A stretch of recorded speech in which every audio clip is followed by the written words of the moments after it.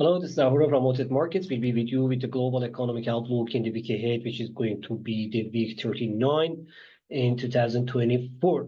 As always, first we will check what happened last week, and then we can see what we can expect from the markets in the week ahead. Last week, it was mostly about the central banks, as we talked about that, and we had several videos during the week, and we explained what happened one by one in all of them.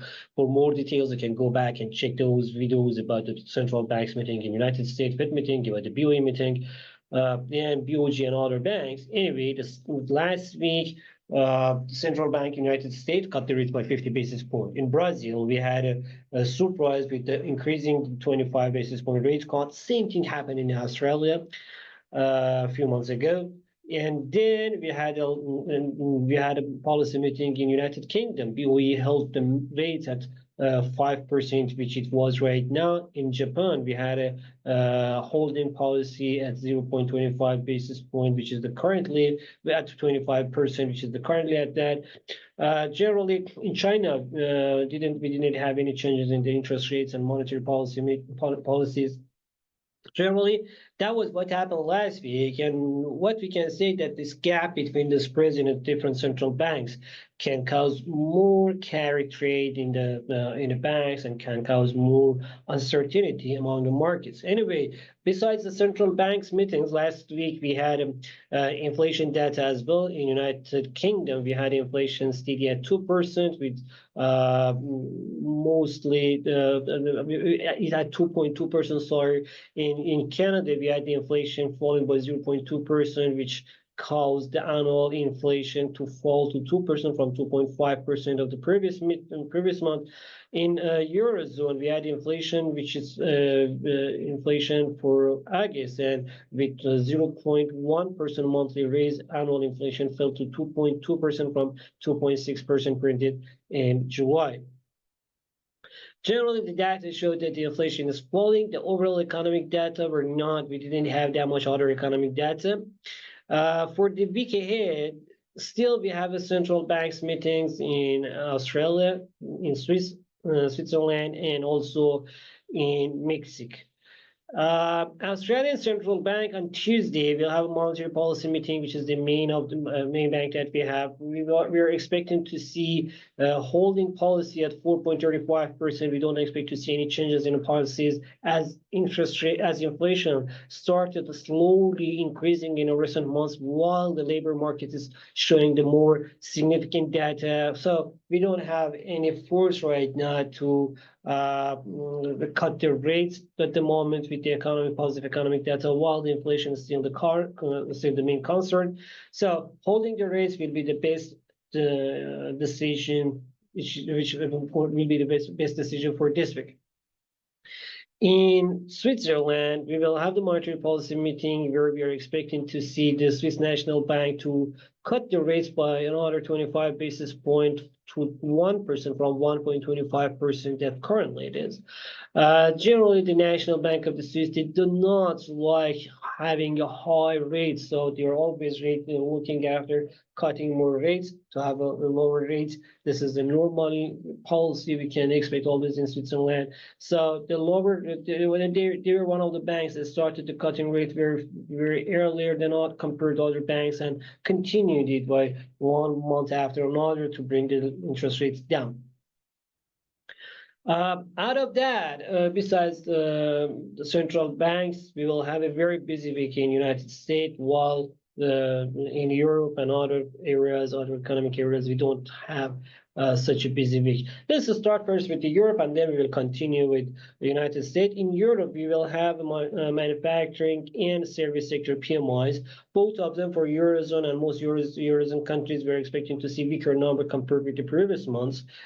For the general Eurozone area as well, we are expecting to see the service sector PMI to fall from 52.9 to 52.4. For the manufacturing, we're expecting to see 45.8 to fall to 45.6. That's generally we can say that we can say that the Eurozone economic area is still facing with more challenges. in a United Kingdom, which recently in previous several months we had a better than expected data. Still, we are expecting to see the better number compared with the Eurozone and most PMIs above 50 expansion levels, but still we are expecting to see a little bit weakness in this in August report as well. In September report as well, sorry.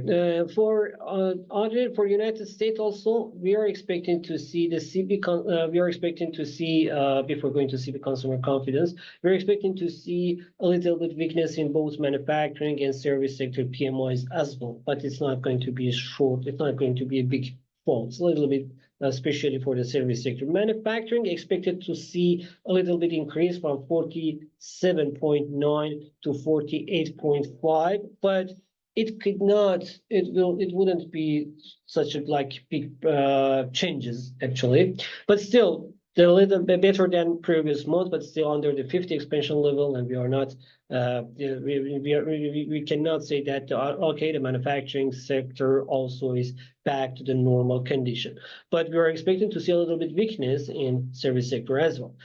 But generally, the other data on Tuesday from United States, we're expecting to see the CB consumer confidence to fall back again from 103.3 to 102.9. We now that CB consumer confidence after reaching 117 and 114 fell to 97 and then slightly recover to 101 and 103. But now we are expecting to see a little bit back on the consumer confidence. On Wednesday, we will have new home sales. We're expecting to see 2.5% fall in the new home sales, a little bit fall in the new home sales, because as the units, we're expecting to see less sales from compared to previous month. It can from 739K sales from the last month, previous month in July. We're expecting to see just 700K units new home sales in August. On Thursday, we will have very important data on United States GDP, core PC price index and PC price index for second quarter, and also initial jobless claims. Fed Chair Powell press conference. We will have Fed Chair Powell also will have speech. Generally, the Thursday will be a very busy day, and it's not just about Mr. Powell. We will have other Fed members that you're going to speak on Thursday. But generally, about the GDP, we're expecting to see 3% GDP growth for the second quarter, which is going to be a great number if it happens. On durable goods orders, last month we had a very good number, 9.9% increase in the goods orders, but it was mostly thanks to aircraft and thanks to the Boeing's orders that we had, air transportation sector. Out of that, excluding the transportation sector, we had 0.2% fall in orders. For this month, for September, we are expecting to see for August, we're expecting to see durable goods orders to increase by almost 0.3%, 0.2, 0.3%. We're expecting to see, excluding, I mean, this is excluding durable goods. This is excluding transportation.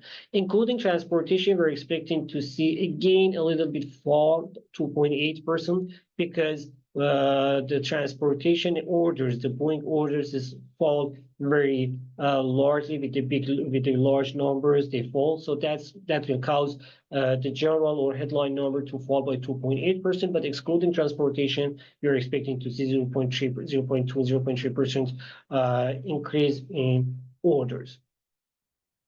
But finally, the main focus of the week will be United States consumer spending, PC price index, and personal spending and income. Income expected to increase by 0.4%. Spending also expected to increase by 0.3%.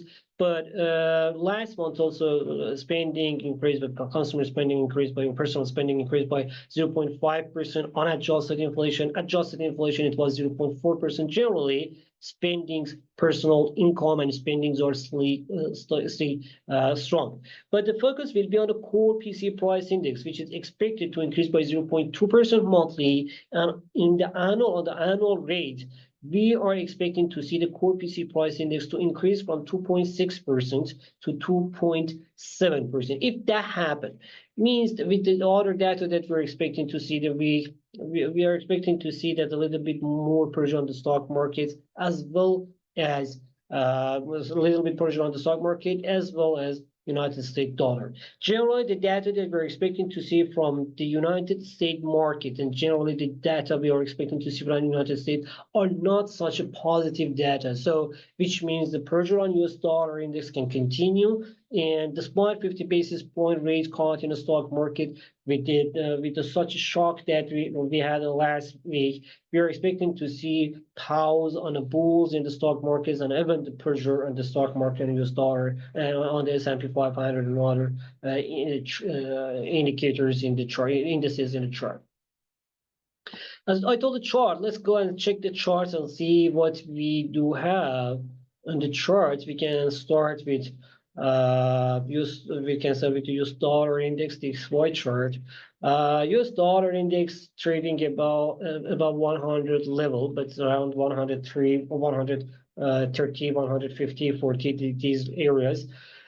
Generally, we can say that from technical point of view, if we say that we can say that right now the US dollar index needs a little bit stabilization in the market, and the technical indicators such as RSI and OBB, they say that generally we are in a downtrend, but we need some correction. Most probably oversold area, recovering from oversold area is in line will be supported with slightly more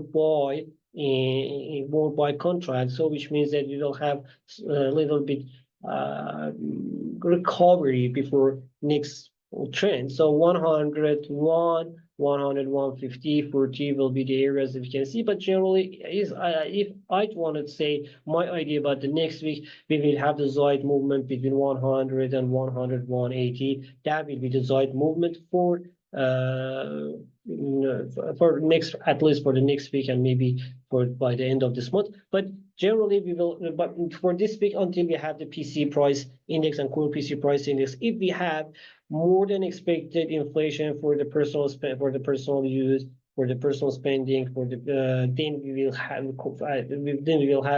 like more demand for US dollar and pressure on the stock markets, and vice versa. So until Friday, most probably we will have a slight movement between 130 and 100, 180 for the US dollar index. As for the gold, gold still generally in a positive area, in a bullish run, in bull run, and can price still rise, but general the data, fundamental and technical data shows that we will need more stabilization right now here, and most probably we will have some correction in the gold market before any next movement. So now we are in a cancellation period. We will see gold. We can expect to see the gold price to fall back around 2,600 and a little bit lower until 2,580, 590 even, and then the next trend can be created after that. But generally, the overall trend is still positive, as we have a more conflict in the geopolitical conflict and geopolitical tension between Russia and Ukraine in one hand, Israel and Hamas and Palestinian in one hand, and Lebanese on the other hand. So the overall the geopolitical tension, especially in the Middle East, is not such a good condition. So it can increase the risks in the market, and this higher risk in the market will increase the gold demand. Same thing we can expect for the oil.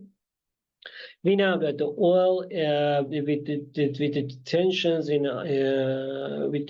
the Middle East, we can expect higher prices for the oil. But on the other side, we do not have such a surprising numbers in economic data. So economic data and demand are not supporting the higher numbers. Geopolitical tensions are not supporting lower numbers. So most probably we can expect to see the side movement between 69 and $71 at the moment for now, until we'll have another main reason, important reason to see which can change the market. But generally, for now, side movement is the most possible and most expected scenario.